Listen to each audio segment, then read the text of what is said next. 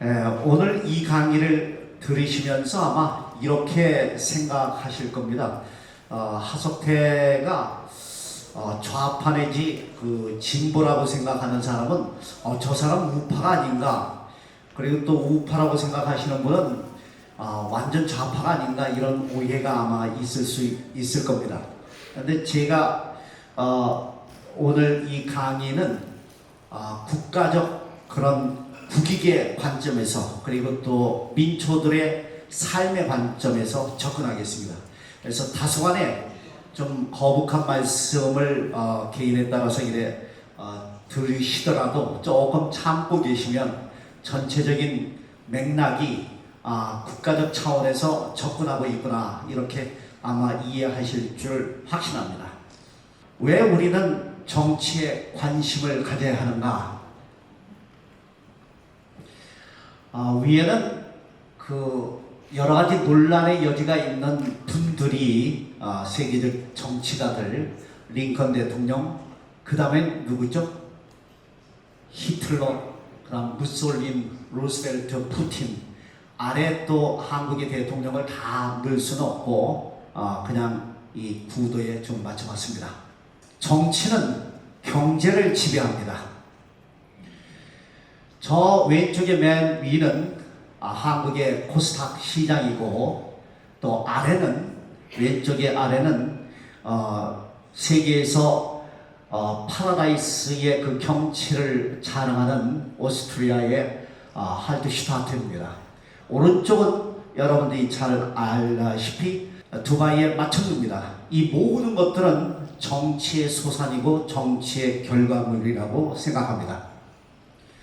지금 나온 이 장면은 2차 세계대전 당시에 독일이 영국을 겨냥한 위조 지폐입니다.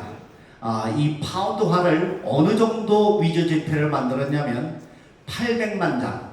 당시에 영국의 화폐 통용량의 50%가 넘습니다.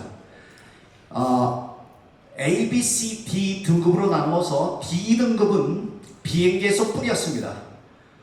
그래서 누구나 받아봐도 이건 위조 지폐다, 이렇게 알 수 있도록 했고, C 등급은 은행원은 알 수 있으나 일반 서민들은, 시민들은 헷갈리고, B 등급은 은행원도 속을 정도이고, A 등급은 진짜 화폐보다 더 진짜 화폐입니다. 그 A 등급의 화폐는 어떻게 통용시켰냐면 영국에 파견된 독일 스파이들한테 공작금으로 줬습니다. 당시에 런던 공습과 더불어서 2차 세계대전이 끝났을 때 어떤 일이 발생됐냐면, 영국은 세계대전이 끝나고 5년 동안 100만 명이 굶어 죽었고 자살했습니다. 경제난으로. 그리고 영국이 가지고 있었던 이 세계 지도에 나오는 식민지는 모두 빼앗겼고 독립했습니다. 그러므로 2차 세계대전의 진정한 패전국은 독일보다도 영국이라고 우리는 볼 수 있습니다. 미국의 공황을, 원인을 따져볼 때 당시 1920년대 발목할 만한 그런 붐이 일어났고, 1929년에 증권시장이 붕괴되고, 또 과잉 공급과 과잉 생산, 또 수요는 낮고 실업률은 높았던 이런 경제적 현상도 있었지만, 그 다음에 나온 것은 Missteps by Federal Reserve, 미국의 연방은행이 잘못된 경제조처, 다시 말해서 이자가 영국보다 훨씬 더 싸게 책정됐기 때문에 미국의 자금들이 많이 영국으로 빠졌습니다. 유출이 굉장히 심했죠. 그 다음에 또 대통령도 거기에 대해서 올바르게 대응하지 못했고, 마지막에 an ill-timed tariff는 시기적절하지 못한 관세 정책이 큰 문제가 됐습니다. 그래서 미국에 들어오는 농산물, 공산품을 관세를 높였습니다. 그래서 자국의 상품을 보호하고자 했던 의도와 달리 상대방 국가들도 관세를 높이는 바람에 미국의 제품들을 수출하지 못했습니다. 따라서 1929년도에 미국의 공황은 정치적 판단의 잘못도 크나큰 공황의 원인이 됐던 것입니다. 지금 보는 것은 1970년대 서울 부산 간 고속도로입니다. 경제가 잘 돌아가려면 예를 들어서 10,000원짜리 지폐가 1000바퀴를 돌면 10,000,000원이 되는 것이고 10,000번 돌면 1억이 되는 겁니다. 경제에서 가장 중요한 것은 뭐냐면 소통이고 통신이고 또 교통입니다. 당시 박정희 대통령 당시에 일본으로부터 배상금으로 무료로 3억 달러를 받고 그 다음에 5억의 유상 차관을 받았습니다. 그런데 그 당시에 그것을 전 가구에게 예를 들어서 10만원씩 나눠준 것보다 이 고속도로라든가 포항제철의 건설은 굉장히 현명한 투자였다고 생각합니다. 여러분들이 여기에서 캄보디아 같은 데를 이래 가보시면 앙코르와트와 그 프놈펜 그 사이를 거기에 비행장도 있지만은 도로를 따라서 가자면 한 6시간 반 정도 걸리는데 그 4차선에는 오토바이도 많고 농기계도 많고 자전거도 많고 굉장히 답답해요. 한국에서 살다 이 프놈펜에 일에 가보면 경제는 가장 중요한 것이 교통이고 통신입니다. 그런 측면에서 당시에 박 대통령의 이런 해안은 대단히 잘한 투자라고 보겠습니다. 당시 우리가 93달러 박 대통령이 1961년에 그 5.16이 있을 때 93달러인데 18년 통치가 끝나고서는 1976달러 18배의 성장이 있었습니다. 푸틴이 집권하고 나서 참모들에게 박정희에 관한 책 좀 구해달라 이럴 정도로 박 대통령의 그 업적은 우리가 진보라든가 또는 보수를 떠나서 인정해야 될 것은 인정해야 된다고 봅니다. 박 대통령 모든 기간이 끝났을 때 김대중 대통령에게 당신은 대통령이 아니었죠. 박정희 공과를 어떻게 생각하느냐 이랬을 때 하면 된다라는 그런 신념을 우리에게 줬다. 이렇게 긍정적으로 평가한 적이 있죠. 김대중 대통령이 북한에 갔을 때 김정은 당시의 국방위원장은 남한의 경제는 박정희 대통령 덕이다. 이렇게 표현한 적이 있습니다. 우리가 박 대통령의 그 경제 발전의 그 원리를 이어보면 많은 보수주의자들은 박 대통령의 경제정책이 굉장히 보수적인 경제정책으로 평가하고 있는데 중앙 집권식으로 시장 경제보다도 중앙정부가 직접 경제에 뛰어들어가고 재벌 총수들을 총동원해서 집약적으로 했죠. 이것은 자본주의 경제가 아니고 사회주의 경제입니다. 사회주의 경제에서나 볼 수 있는 겁니다. 그렇지만 어떤 일을 하더라도 그 목적이 달성된다면 우리는 긍정적으로 봐야 되겠죠. 그와 비슷한 경제 발전을 한 사람들이 독일의 히틀러가 집권했을 때 초기에 그랬습니다. 북한의 김일성 주석도 그런 식의 경제 발전을 처음에 시도했습니다. 그 다음에 푸틴도 마찬가지고, 그렇지만 그런 나라와 대한민국의 차이가 있다면 뭐냐? 대한민국은 그 후로 5.18 광주 항쟁이라든가 60 항쟁이라든가 촛불 집회라든가 이런 거를 통해서 민주화가 거기에 곁들여졌습니다. 그래서 부의 균등 분배가 어지간히 이루어졌고, 따라서 대한민국의 발전의 모두는 중국이라든가 러시아라든가 북한과 달랐습니다. 이 민주화, 노동운동, 이것이 결국 서민들을 그나마 비교적 양극화 현상에서 많이 둔화시키는 역할을 했다. 따라서 한국의 노동운동이라든가 민주화운동 같은 것은 이런 경제적 내수시장이 확대를 볼 때 굉장히 긍정적이다. 한국이 얼마나 한국 사람들이 독한 민족이고 철저하고 이런 걸 본다면, 중국이 예를 들어서 14억 인구가 당시에는 그렇지 않았지만 10억 이상의 인구가 있고 일제의 일제의 그 식민지 지배를 받았지만 한국처럼 이봉창, 윤봉길, 안중근, 이재명, 강우규, 최익현 이런 상대방의 군사령관이라든가 총독이라든가 총리를 겨냥해서 직접 저격하는 그런 사람은 중국에는 한 명도 없었습니다. 그래서 우리가 윤봉길 의사 한 명이 중국 전체 전 인구가 독립운동을 한 것보다 위대하다라는 옛날 장개석 총통의 그 표현은 어찌 본다면 우리 민족은 굉장히 이 반골 정신이 있고 저항 정신이 있죠. 일본은 해방 이후에 어떤 대정부 대규모의 정적인 데모는 한 번도 없었죠. 한국은 수십 차례 있죠. 그러므로 독재 정부도 버틸 수 없고 한국인의 그 저항 정신이 지금 내수 시장을 확대하는데 굉장히 큰 역할을 했다. 이것이 중국이라든가 러시아하고 다른 발전의 면모라고 저는 생각합니다. 중국이 PPP 경제 규모로 볼 때는 세계 1위고 GDP 규모로 볼 때는 세계 2위이지만 중국의 개인당 GDP를 따져본다면 2,100달러에 지나지 않습니다. 한 3억 정도 인구가 잘 살지 중국의 농촌과 도시 간의 소득의 격차는 4배 내지 6배가 됩니다. 한국은 그렇지는 않습니다.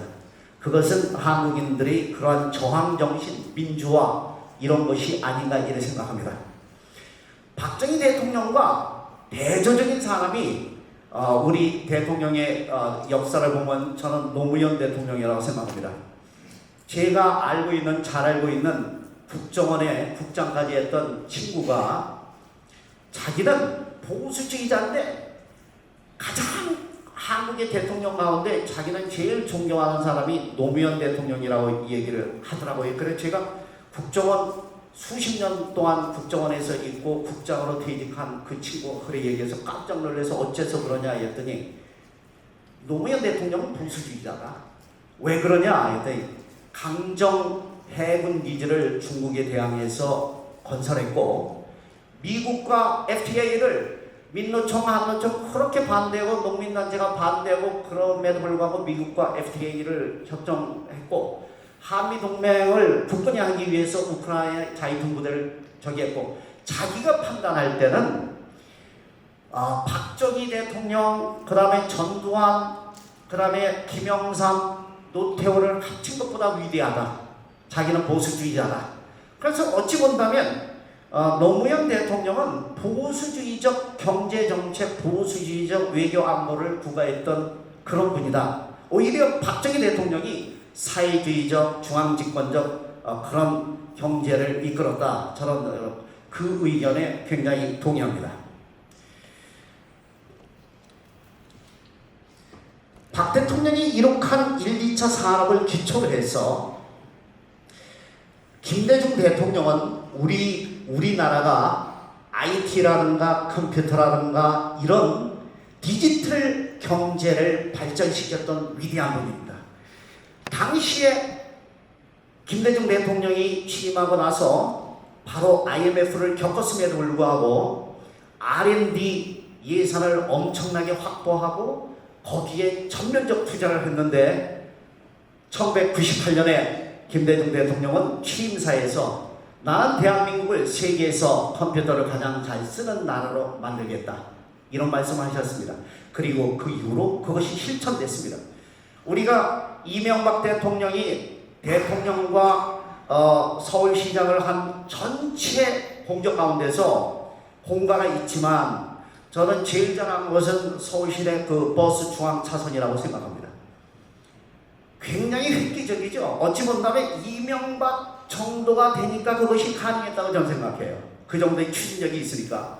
그렇지만 그것을 디지털화하고 전산화시키고 이런 사람은 또 박원순 시장이라고 저는 생각합니다. 그래서 외국인들이 한국에 서울에 왔을 때 지하철 한번 타고 버스 환승해보면 이렇게 환상적인 나라가 있느냐 이렇게 감동을 합니다. 이 두 사람의 공적이라고 생각합니다. 그래서 김대중 대통령의 이러한 국정 찬업으로 인해서 한국의 반도체 산업이라든가 방산산업 이런 것은 굉장히 발전되는 계기가 되었다. 한 차원 높은 4차 산업을 완성하게 됐다. 이렇게 생각합니다. 링컨이 남북전쟁을 할 때 남군보다 이길 수 있는 것은 뭐냐? 통신이 잘 됐습니다. 대통령이 직접 북군 사령관들한테 직접적 통신이 가능했고, 따라서 남군보다 훨씬 더 효율성 있게 전쟁을 이끌어갈 수 있었고 전쟁을 승리했던 것입니다. 여러분들 이거는 뭐죠? 인천공항이죠. 여러분들 인천공항은 노태우 대통령 때 1989년에 예비 타당성 조사를 했고 기본 설계가 완성됐고 2001년 3월에 김대중 대통령 때 개항을 했습니다. 이 인천공항이 얼마나 위대하냐면 연간 4,500만 이상이 이 공항을 이용하고 있습니다. 세계적으로 170개 국가 취항하고 있고 이 인천공항은 세계 최고 공항상을 수십 년 동안 탔습니다.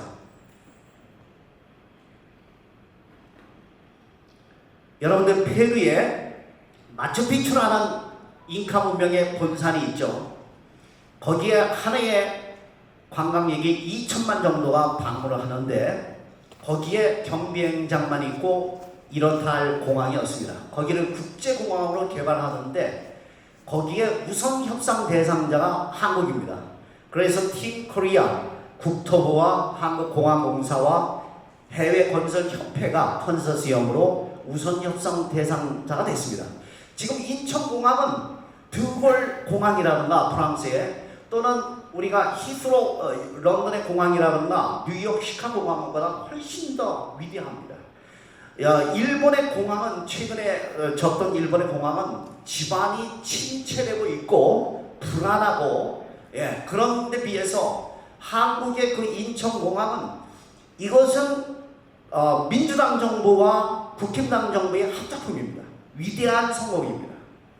그래서 예를 들어서 일본의 그 서쪽 남쪽 지역에 살고 있는 사람들이 인천공항까지 1년에도 수십만이 와서 면세점만 이용하고 들어갑니다. 일본으로. 일본 동경공항이라든가 하데나 공항을 이용하지 않고 인천공항을 이용하고 있습니다. 앞으로 5년, 7년 안에 인천공항은 1년의 수용 인원이 1억이 넘는 시대가 곧 도래합니다. 그래서 인천공항은 우리가 좌우 그 다음 국힘당과 민주당의 위대한 합동 소산이라고 생각합니다. KTX 저도 이제 코레일에 근무했지만 사람들이 KTX 우리가 한국철도가 1년에 4천억 정도 손해를 본다고 부실경영이라고 얘기합니다. 여러분 코레일이 1년에 4천억을 극복하는 방법은 간단합니다. 어떻게 하면 되냐면 일본만큼 요금을 올리면 됩니다. 3배, 4배 올리면 돼요. 간단해요. 그러면 적자 없어요. 그렇지만 한국에는 전체 국민이 교통 편익에 있어서는 균등한 평등권을 누리고 있습니다. 삼성의 이재용 회장이나 일반 서민 어르신 70세가 넘는 어르신도 교통 편의에 있어서는 동등합니다. 여러분들 만약에 지금 65세 이상 되는 분들이 이용하는 교통 그 손해비가 지하철이 1년에 4천억 정도 되는데 정상적인 이 화물 정상적인 여객비를 받게 된다면 어르신네들이 아침에 일어나서 온천에 가갖고 목욕하고 올라오시고 춘천에 가서 막국수를 드시고 오고 이런 게 다 없어지겠죠. 그분들이 움직이지 않으면 앞으로 의료비는 어떻게 될 겁니까? 건강보험 체계가 다 무너지죠. 여러분들 대한민국은 교통복지가 있다는 것이 굉장한 행복입니다. 다른 나라에서 맛볼 수 없는 겁니다. 여러분들 우리나라가 교통복지만 있는 것이 아니라 우리나라가 참 잘하고 있는 것이 수도세, 전기세가 다른 나라보다 3배, 4배 적습니다. 수도세, 전기세를 정상적으로 받았다면 어떻게 될까요? 서울시내 음식점은 다 초토화가 됩니다. 그냥 서민들만 무너지는 것이 아니라 중소기업 모두가 무너집니다.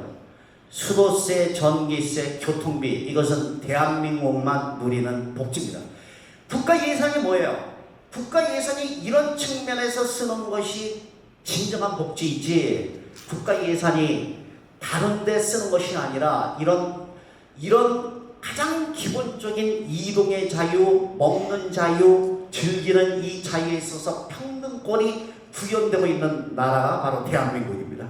그런 측면에서 여러분들은 이 시간부터 코레일이 적자 보고 있다, 저놈들 경영 잘못하고 있다, 한전이 왜 그리 적자가 많냐, 이런 비판은 삼가해 주시기 바랍니다.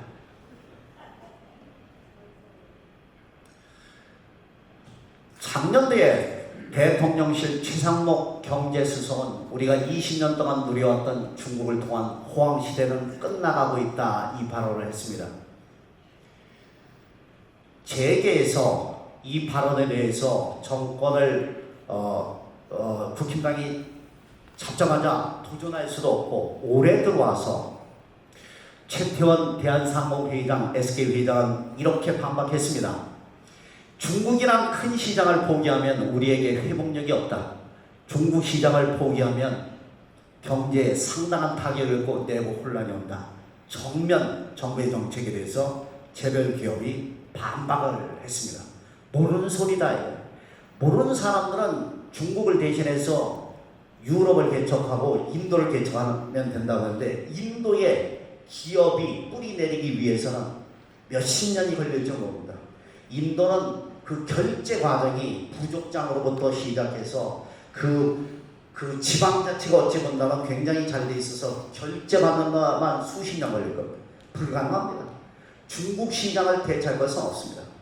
우리 대통령께서도 지금 어떤 말씀을 하셨냐면, 지금 대한해협 대만 사태에 대해서 지금 긴장이 일어나는 것은 중국이 현상을 변경하는 시도 때문이다, 이렇게 얘기했습니다. 그렇지만 우리가 냉정히 생각할 때, 여러분, 2,400만의 대만 시장을 우리가 선택하고 14억의 중국 시장을 포기합니까? 어리석죠? 14억 시장이 얼마나 거대해요. 그리고 지금 중국은 마오쩌둥 시대, 6.25 때 북한을 도와줬던 마오쩌둥 시대 공산당이 아닙니다. 등석평 이후로 중국은 완벽한 자본주의 시장입니다. 우리보다 더 철저합니다. 왜 중국을 왜 공산당이라고 생각하세요? 예? 러시아하고 한국하고 1년에 무역 교역량이 얼마인 줄 아세요? 18조예요. 우크라이나는 얼마 돼요? 1조도 안 돼요. 왜 우리가 18조를 포기하고 1조를 선택합니까? 뭐 그렇게 이념이 그렇게 중요해요? 러시아도 고르바초프 이후에는 공산당이 아니에요. 고르바초프, 옐친 이후에는 공산당이 아니에요.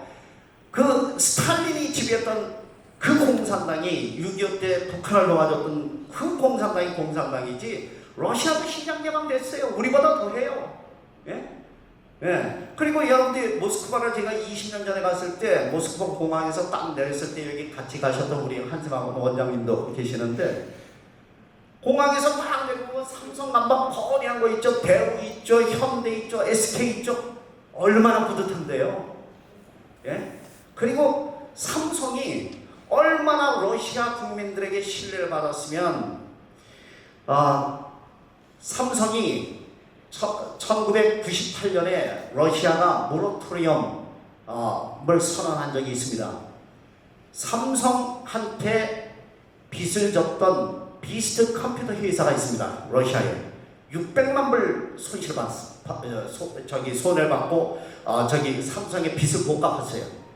6층 건물을 내주면서 삼성한테 이거 인수하라 그랬을 때 법적으로 인수했지만 비스트 컴퓨터 회사가 그것을 그대로 쓰도록 허용했고 월세도 안 받았어요.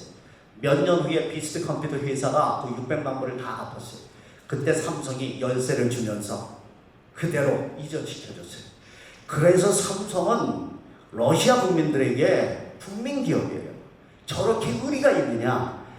1998년 모라토리움이 선언됐을 때 일본의 소니라든가 일본의 모든 기업들은 다 철수했어요.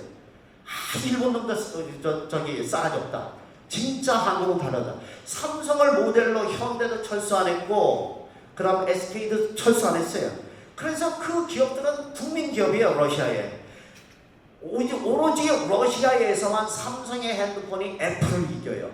시장 점유율 24 내지 30%예요.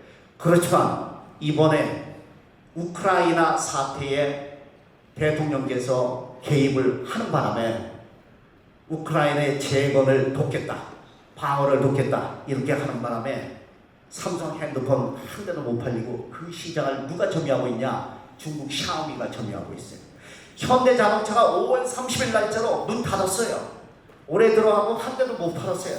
작년도까지 현대자동차는 러시아에 30만 대 생산하는 공장을 갖고 있어요. 또 다 문 닫았어요. 왜 우리가 1조의 우크라이나를 선택합니까? 18조 러시아를 저기하고. 그리고 삼성이 톨스토이 재단에 엄청난 장학금을 줘갖고 러시아의 훌륭한 학생들은 다 삼성 장학금을 받고 있어요. 얼마나 위대하게 30년 동안 뿌리내린 것을 경박한 이런 발언으로 왜 그 시장을 잃습니까? 어리석지 않습니까? 그러자 메데프라는 푸틴이 대통령을 하다가 계속 헌법상으로 할 수 없으니까 한때 이 메드베데프에게 넘겨주고 자기는 총리한 적이 있어요. 이 사람이 우리나라에 이런 경고를 했습니다. 우리의 적을 도우려고 열광하는 이가 새로 등장했다. 우리가 북한에 최신 무기를 제공한다면 한국 국민이 뭐라 할지 궁금하다. 끔찍스럽죠? 이렇게 전개되고 있죠 지금? 예. 그러니까 여러분들이 우리가 지금의 러시아와 중국을 옛날 50년대 공산당이 지배했던 그런 시장으로 보면 절대 안 됩니다. 예, 우리에게는 아주 소중한 시장이라고 생각합니다. 지금 이렇게 행동함으로써 지금 가장 즐거워하는 나라가 어디부터예요? 우리에게 경박한 행동으로 북한입니다. 북한이 고립해서 탈퇴했습니다. 여러분들 고음사업이라고 우리가 러시아에 우리가 그 우주선을 쏘아 올린다든가 미사일을 개발한다든가 그동안에 방산 산업을 해서 러시아가 굉장히 협조해줬죠. 우리 차관을 못 갚으니까 대신 무기를 줬죠. 그동안 수십 년 동안 러시아는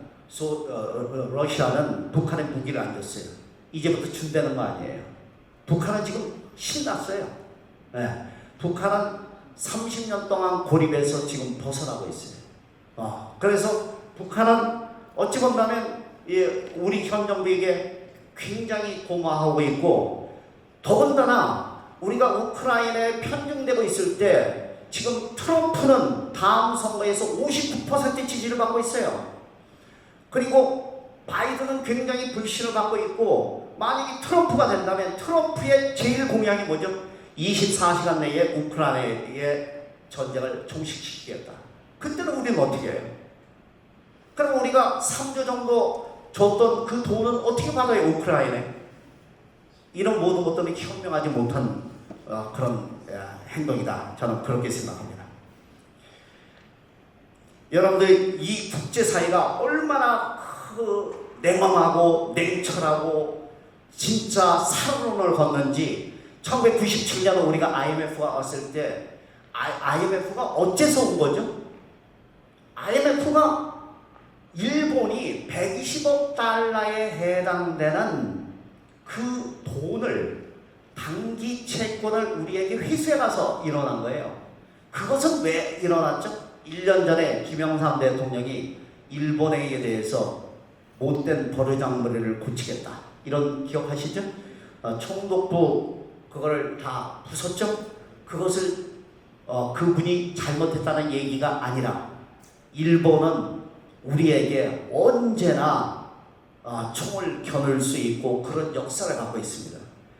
120억 달러가 그 당시에 일본은행과 한국은행은 스와프를 체결하고 있어갖고 그 120억 달러를 그 자기들이 회수 안 해대고 우리가 모자란 돈을 스와프로 줄 수도 있는 체결을 했음에도 불구하고 그거 무시하고 우리에게 그렇게 신뢰를 줬던 겁니다. 그리고 여러분들 뭐 화이트 리스트라든가 저 사람네들은 호시탐탐 우리가 약할 때 우리를 그렇게 겨누고 우리를 희생시킬 수 있는 그런 어떤 극우파들의 그런 음모와 그 계략이 있다는 것을 우리는 잊어서는 안 됩니다. 평화와 전쟁을 결정한다. 이런 제목으로 또 다음 테마로 들어가겠습니다. 지금 우크라이나 사태에 대해서 푸틴은 이런 얘기를 했습니다. 2008년에 나토가 우크라이나가 나토에 가입하는 것을 찬성 의사를 밝힌 것이 러시아에게 실제적 위협이 되었다. 젤렌스키는 이렇게 얘기했습니다. 러시아가 우크라이나를 나라로서 인정하지 않았기 때문에 이 사태가 왔다. 둘 다 일리가 있죠.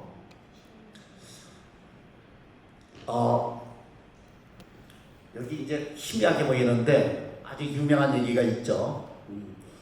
정의가 없다면 평화는 의미가 없다. 정의가 없는 민주주의는 민주주의가 아니다. 프루시아의 프레데릭 대제는 뭐라고 얘기하냐면 Diplomacy without arms is like music without instruments. 군사력이 동반되지 않는 외교력은 악기가 없는 음악회와 같다. 여러분들 많은 사람들이 고소득을 GNP를 갖고 있는 룩셈부르크라든가 싱가포르를 얘기합니다. 저는 그런 나라는 도시지 나라가 아니라고 생각합니다.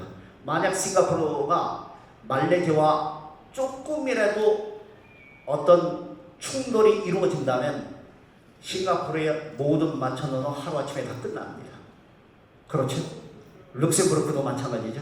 따라서 최소한 3천, 5천만 이상의 인구를 갖고 있고 어지간히 국토를 갖고 있고 군사력이 있을 때 군사력이 동반되지 않는 것은 굉장히 위험한 것이고 언제나 전쟁은 터질 수 있습니다. 지금 K 나온 자주포는 한 대 가격이 40억입니다. 제네시스 80대의 가격입니다. 평화시에 이것을 만들기보다는 제네시스 80대를 운영하는 것이 낫겠죠. 그렇지만 이런 K9 자주포 40억짜리를 갖고 있지 않는다면 우리는 언제나 지금까지 이룩한 모든 경제적 성과가 다 잿더미로 바뀔 수 있습니다. 안창호호입니다. 안창호호는 제네시스 4,900만원, 기본 사양 4,900만원, 2만 대에 해당되는 그런 가격입니다.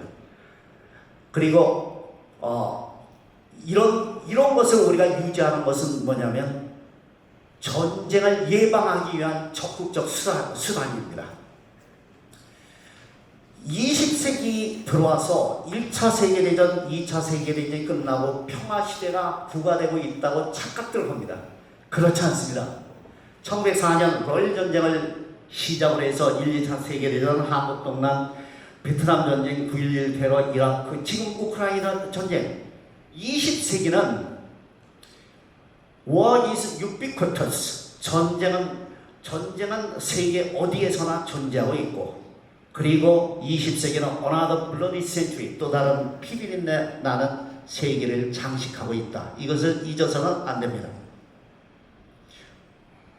선자는 전쟁을 어떻게 봤냐면 국가의 가장 큰 사건이다.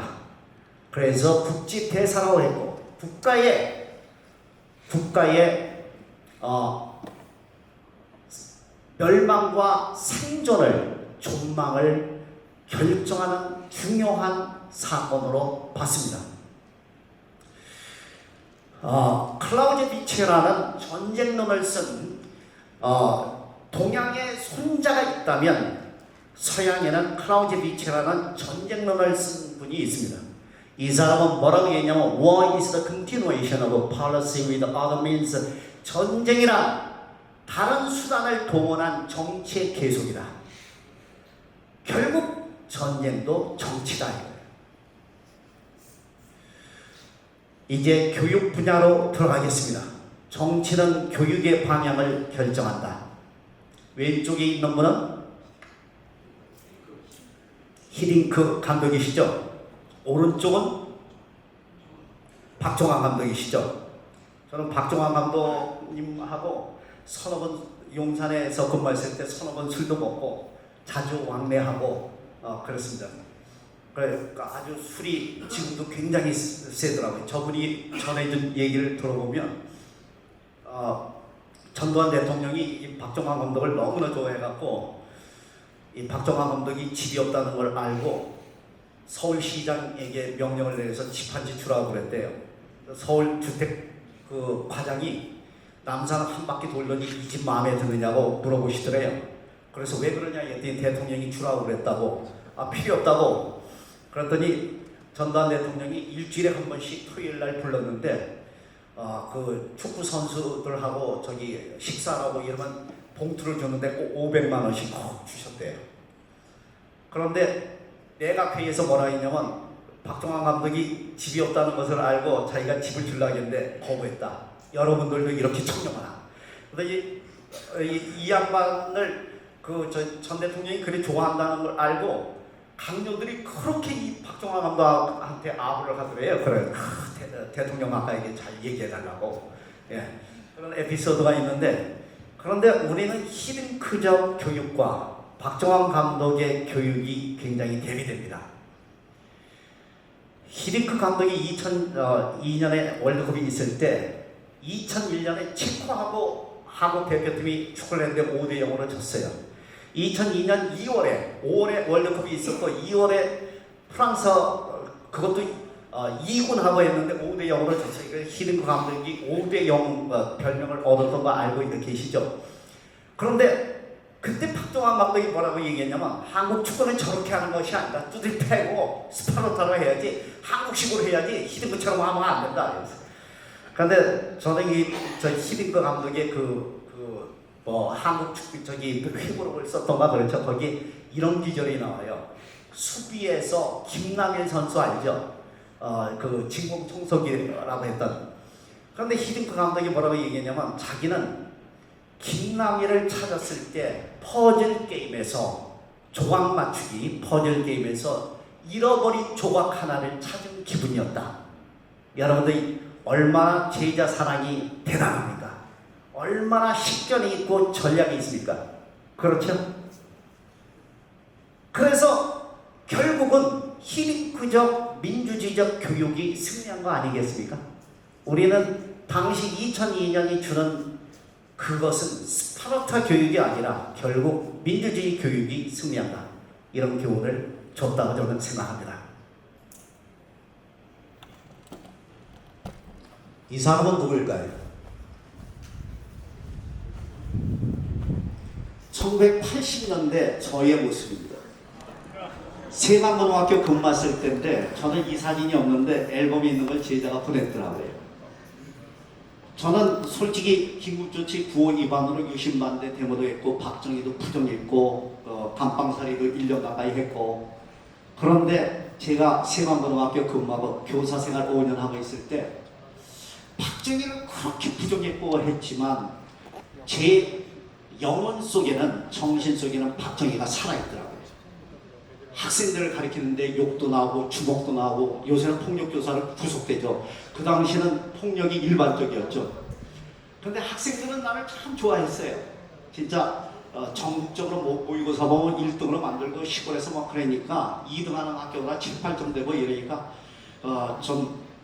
학생들이 참 좋아했는데, 참 우리는 그거를 제가 이래 회고해 보니까 초등학교 1학년 때부터 대학교 3학년 때까지 저는 박정희 시대에 사는 거예요. 그럼 박정희 그분은 어떤 거냐? 만주분간학교를 나오고 일정시대 그런 교육에 한 거 아닙니까? 그래서 우리가 지금 60세가 넘고 70세, 80세 되는 분들이 그런 박정희식 그런 교육에 저도 포함해서 거기에서 벗어나지 못하는 것은 당연하다고 봐요.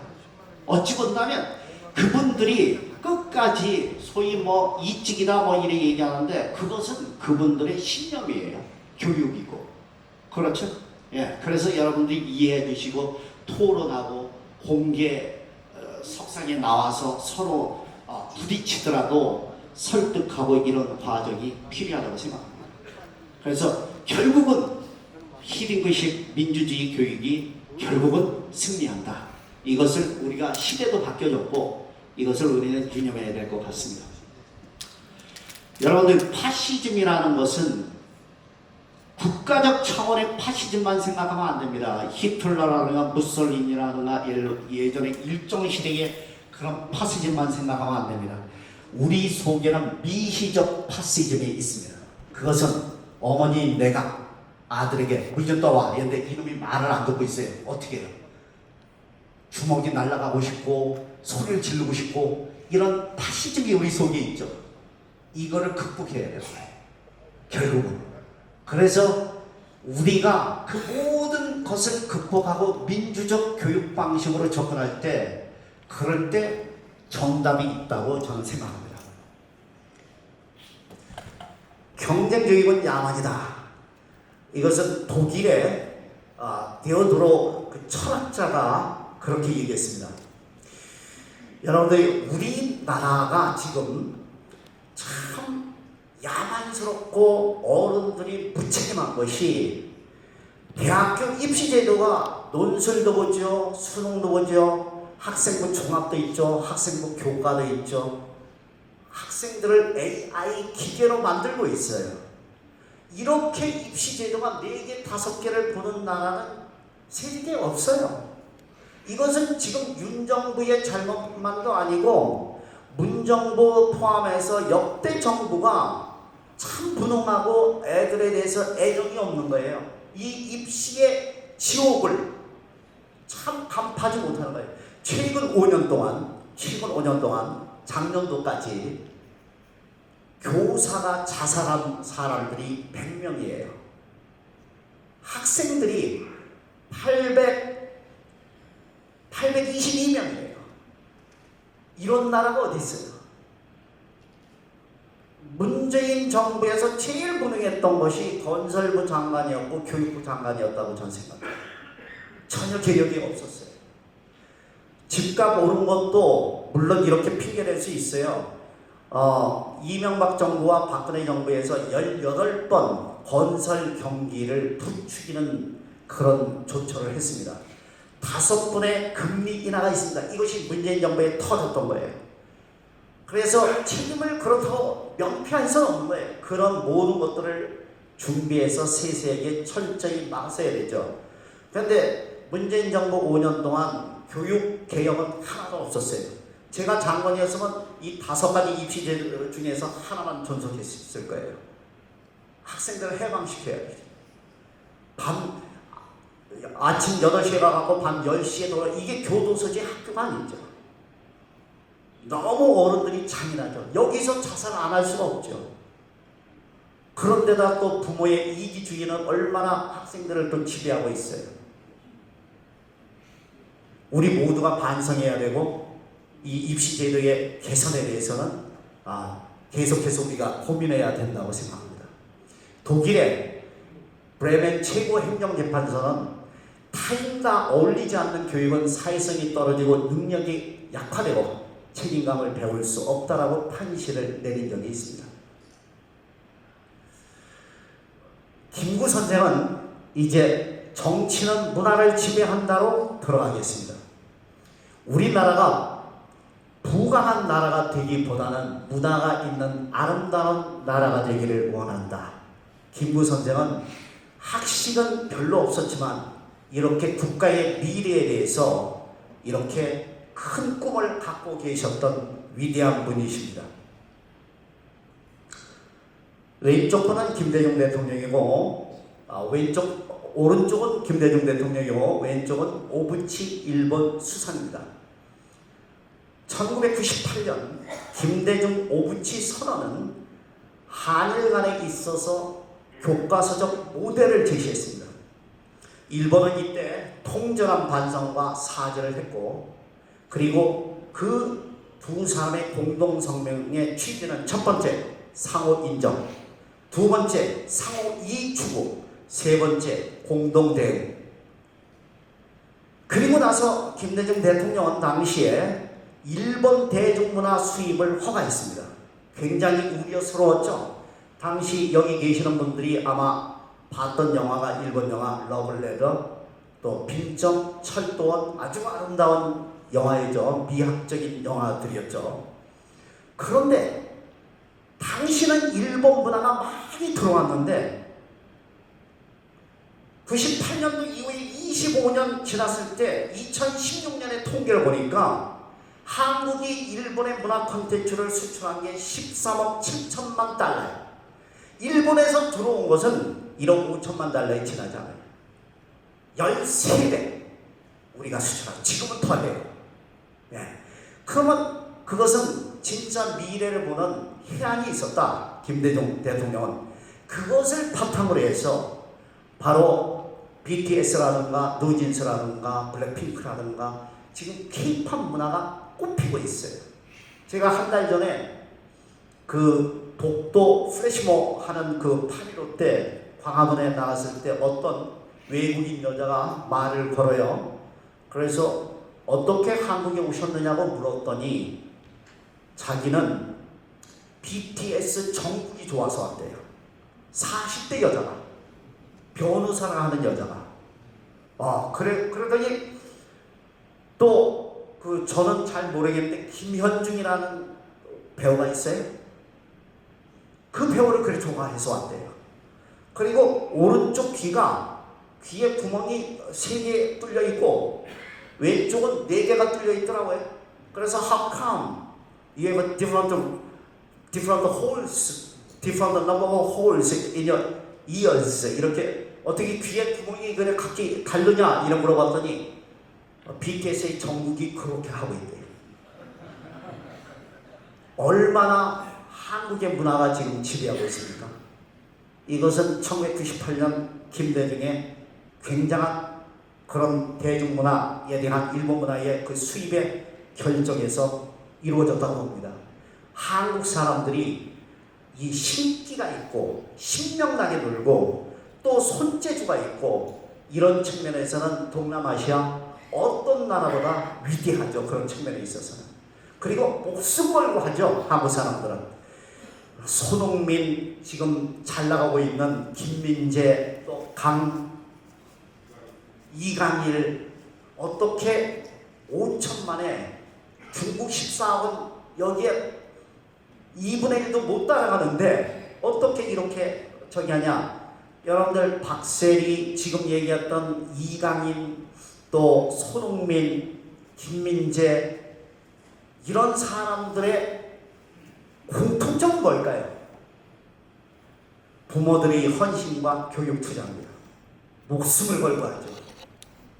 이런 민족이 세계적으로 없죠. 그거에 김대중 대통령이 불을 붙였다고 저는 생각합니다.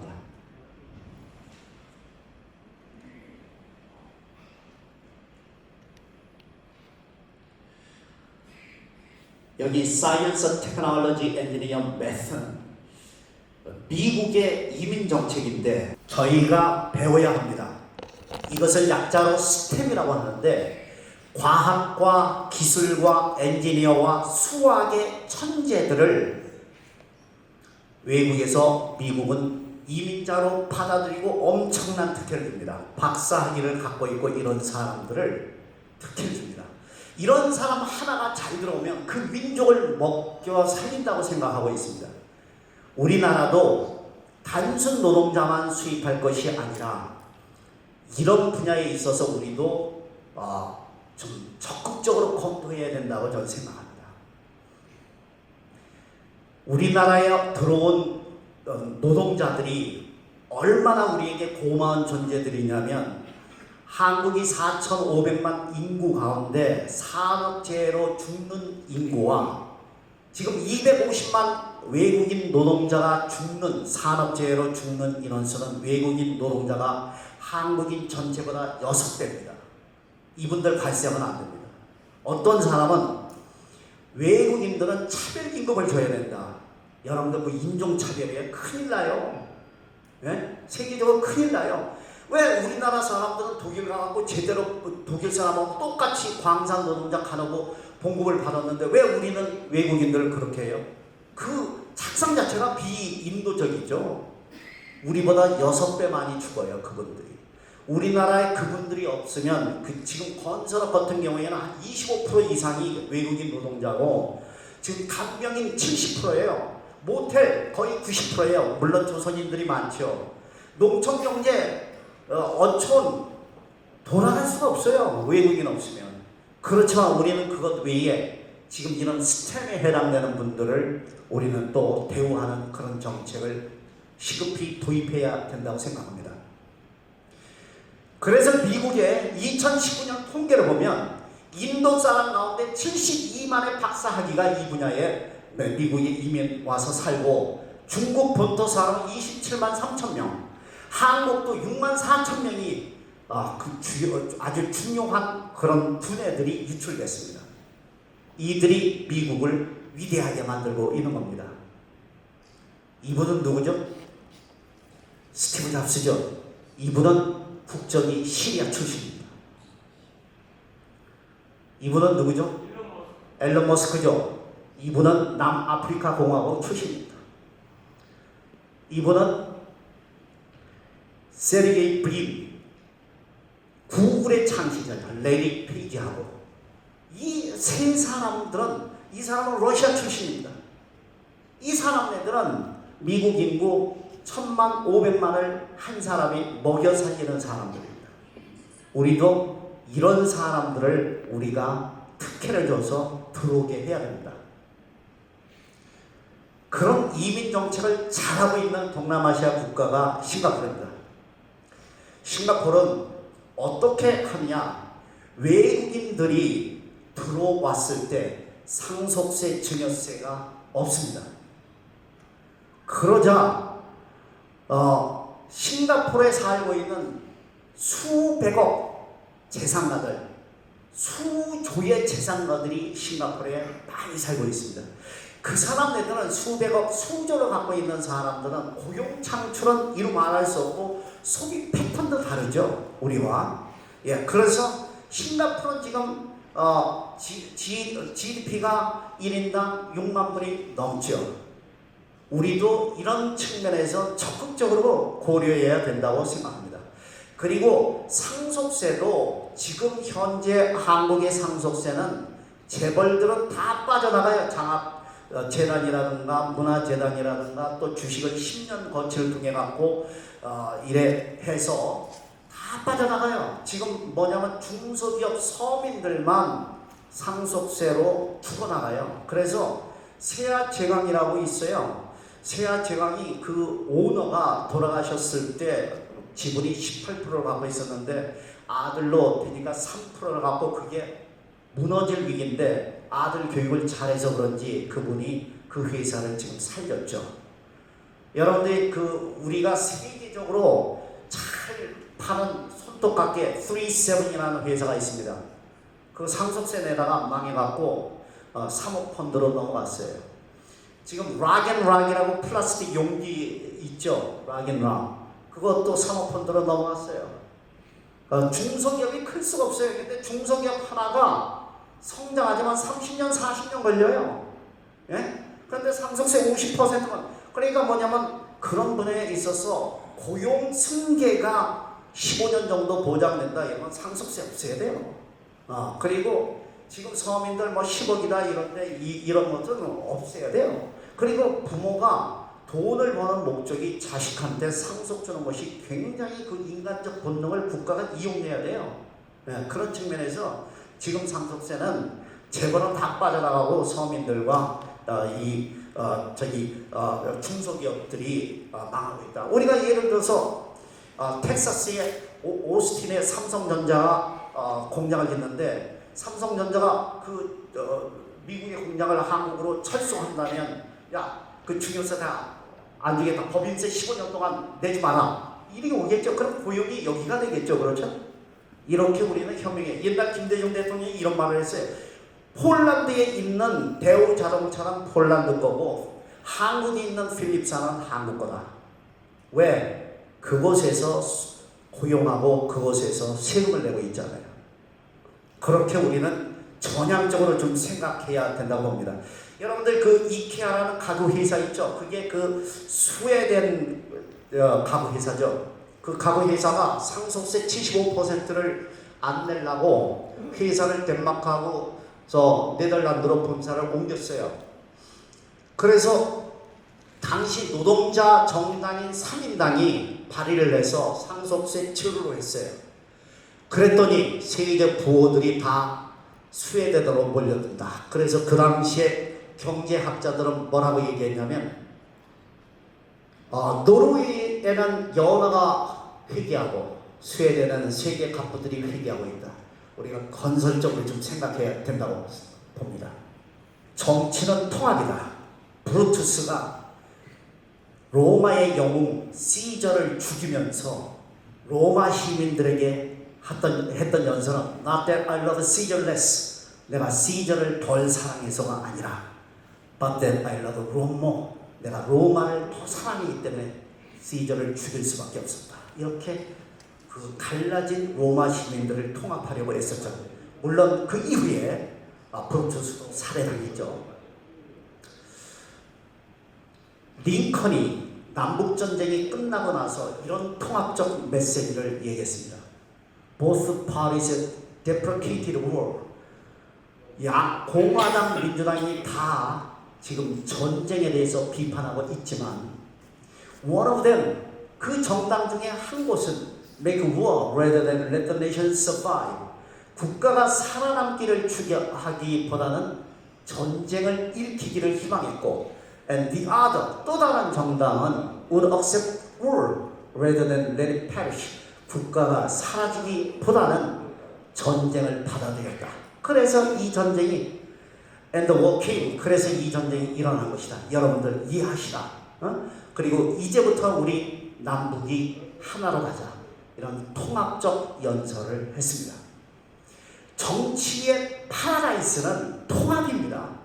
갈라진 마음을 통합시키는 것. 왜 김대중은 두고두고 위대한 정치가냐? 자신을 사형시켰던 전두환까지 사면시켰습니다. 지금에 와갖고 많은 이들이 비판을 하지만 그렇지 않다면 우리가 얼마나 그 이후로 김대중 이후로 단 하나의 대통령도 과거 대통령을 용서한 사람이 없습니다.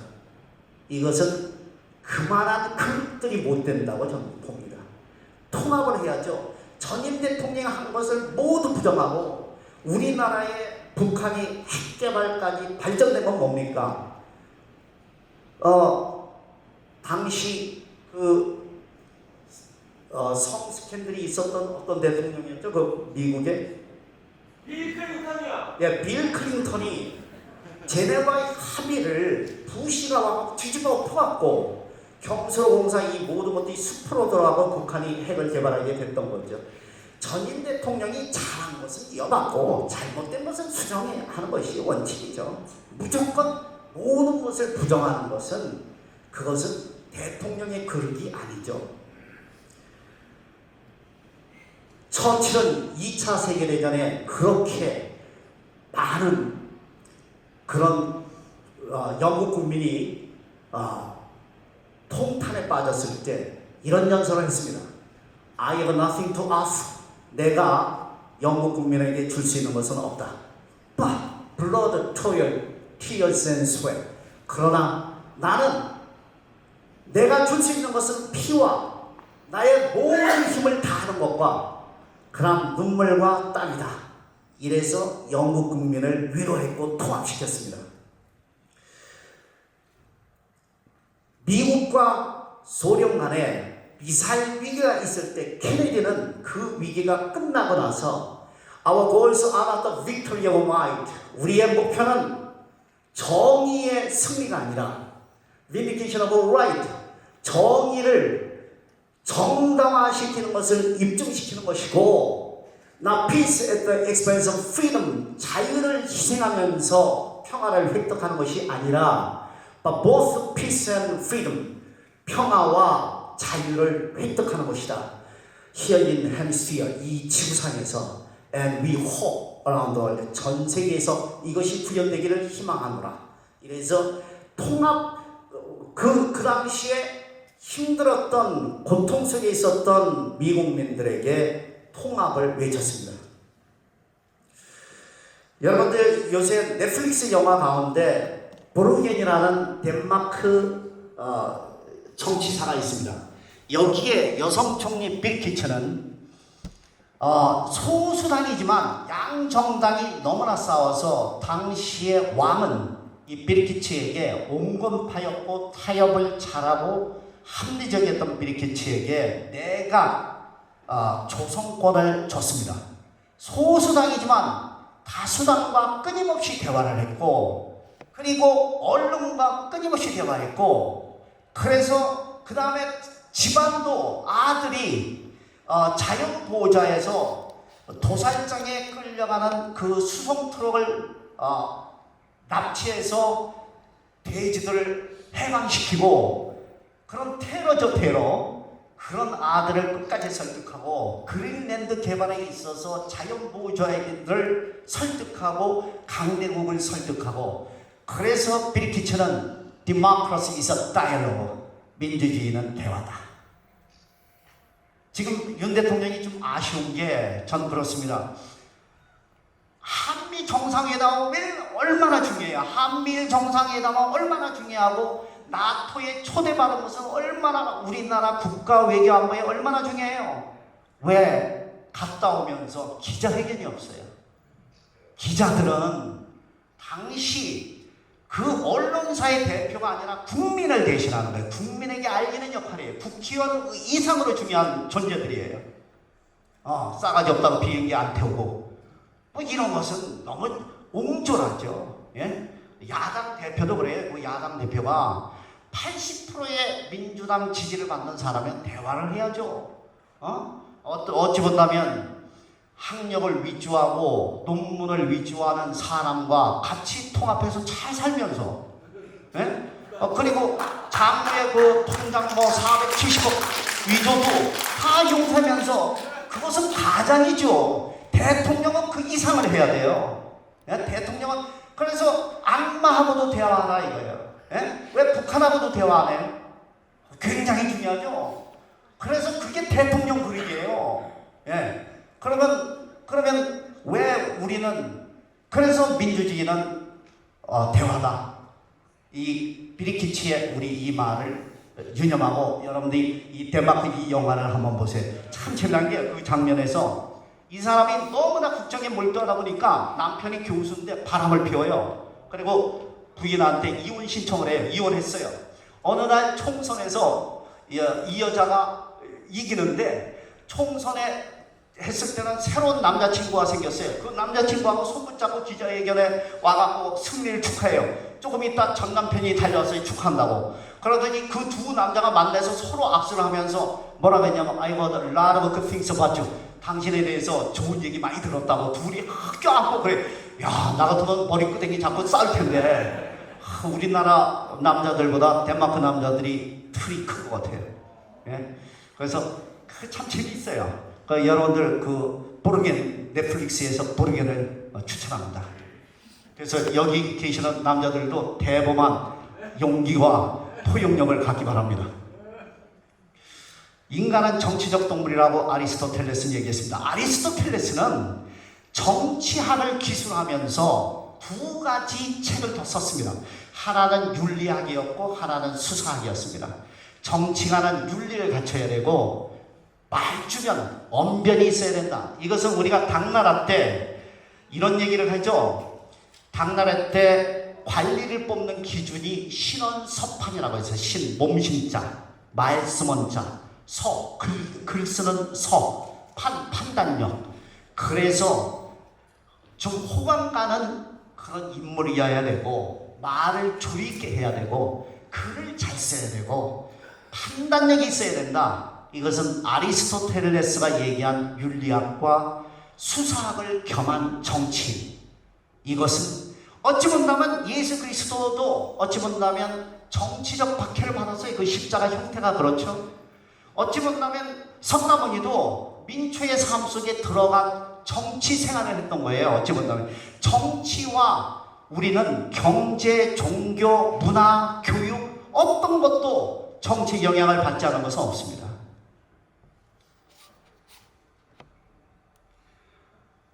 정치는 올바른 투표로 결정된다. 우리가 IMF를 가져왔던 김영삼도 우리가 뽑았고, 그렇죠?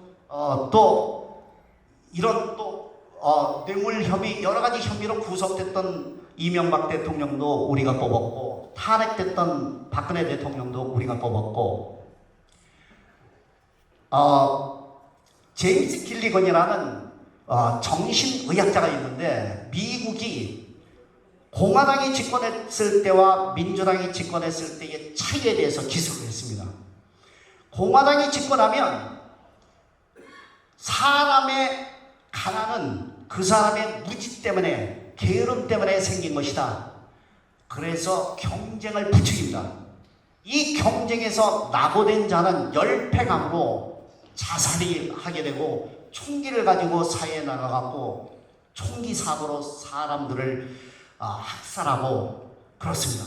그 비율이 어느 정도냐면 10만 명당 공화당이 집권했을 때는 플러스 19가 되고, 민주당이 집권하면 가장 먼저 하는 것이 사회 양극화를 해소하고 복지를 개선하고 서민들을 위한 복지를 개선합니다. 그래서 어떻게 되냐? 자살률과 총기 사고가 평균보다 마이너스 13이 됩니다. 그래서 제임스 길리건은 정치와 아무 관계 없는 사람인데, Why some politicians are more dangerous than others? 왜 몇몇 정치인들은 다른 정치인과 보다 위험한가? 우리가 최근에 노인복지라든가 청소년복지라든가 경로당의 운영비라든가 이 삭감한 결과가 뭐냐? 열패감이에요. 요즘에 그 칼부림 사건이라든가 이런 것은 정치와 무관하지 않습니다. 그런 측면에서 우리는 올바르게 투표해야 된다고 생각합니다. 히틀러가 유럽에서 가장 똑똑한 국민, 가장 철학적인 국민, 독일 국민이 1933년 히틀러에게 1300만 표를 줬습니다. 그렇지만 히틀러는 괴물이 되었고 2천만 이상이 죽는 사태를 발발시킨 원인 제공자가 되었습니다. 민주주의는 오히려 투표에 의해서 망하고 있습니다. 그래서 올바른 투표가 중요하다, 이 말씀입니다. Freedom and democracy.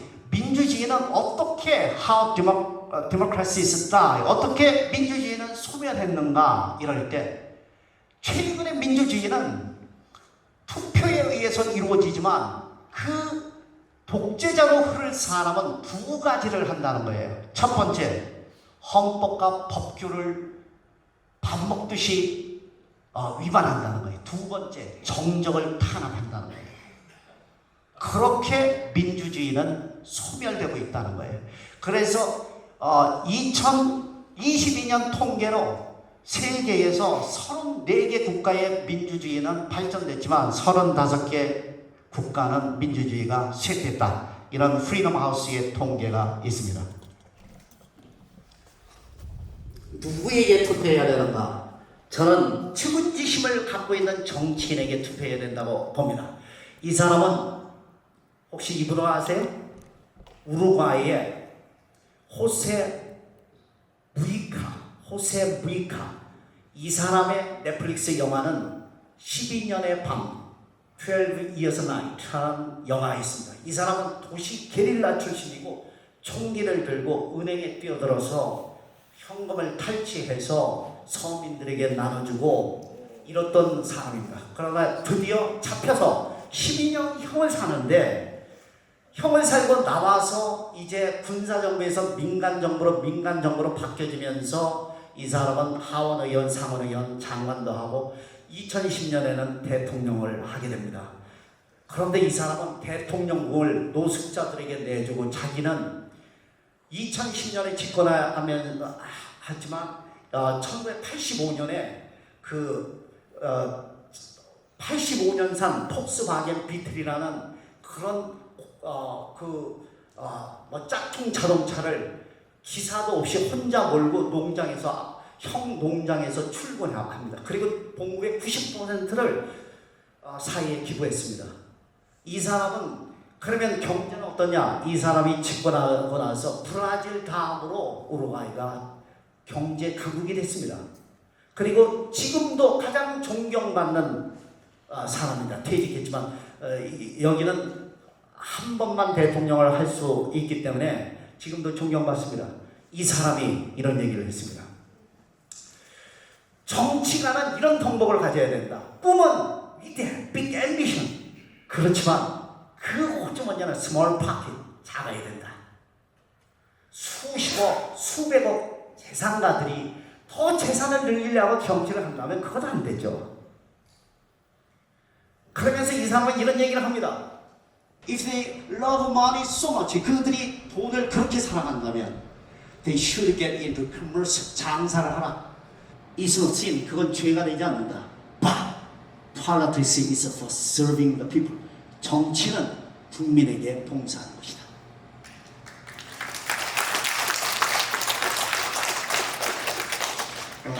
무이카 대통령이 이 박수 소리를 들을 수 있을 겁니다. 대한민국 헌법 전체를 우리가 볼 필요는 없습니다. 전문만 잠깐 보겠습니다.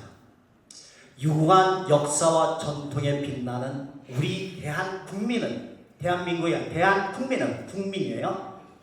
3.1 운동으로 건립된 대한민국 임시정부의 법통과 여러분들 이 헌법 전문에 보면 대한민국의 건국일은 3.1 운동이에요. 임시정부가 생긴 1919년입니다. 1948년이 아니에요.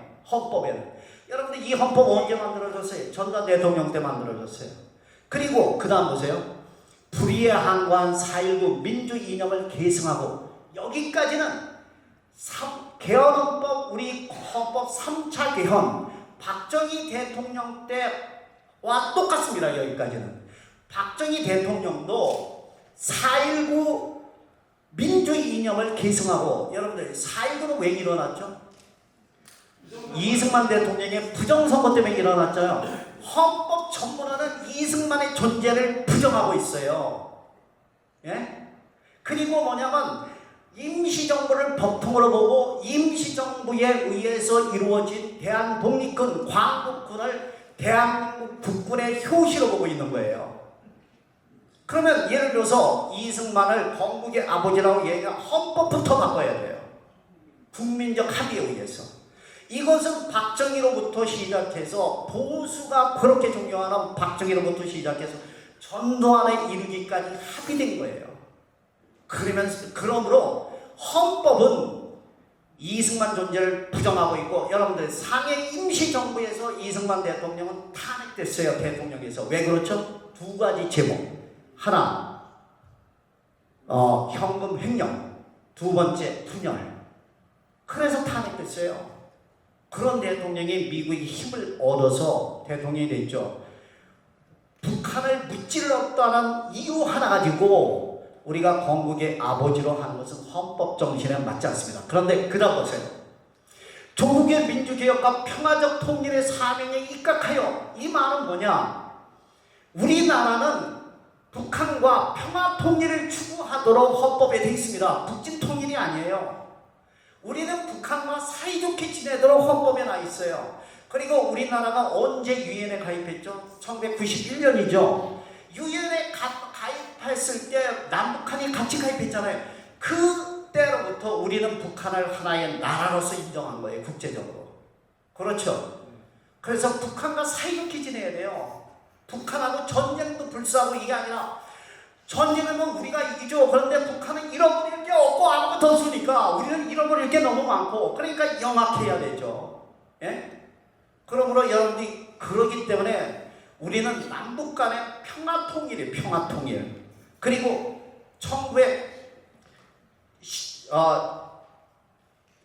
2019년에 골드만삭스는 한국 통일 보고서라는 리포트를 내게 됩니다. 그걸 보면 이렇게 나와요. 한국이 통일되면 어떻게 되냐? 한국이 통일되면 남북한의 기술과 지금 그 자본과 지하 자원이 통합됐을 때는 한국은 세계 제2 군사 경제 강국이 된다. 미국 다음이다. 그리고 개인당 GDP는 8만 불이 될 것이다. 얼마나 골드만삭스의 보고서입니다. 여러분들 이게 헌법이 얘기한 헌법의 정신입니다. 그래서 여러분들이 다음 총선에는 측은심을 갖고 그리고 상대방을 대화로 이끌고 끊임없이 국민 통합을 이루고 헌법 정신을 체득한 자에게 투표를 해주시기를 부탁드립니다. 감사합니다.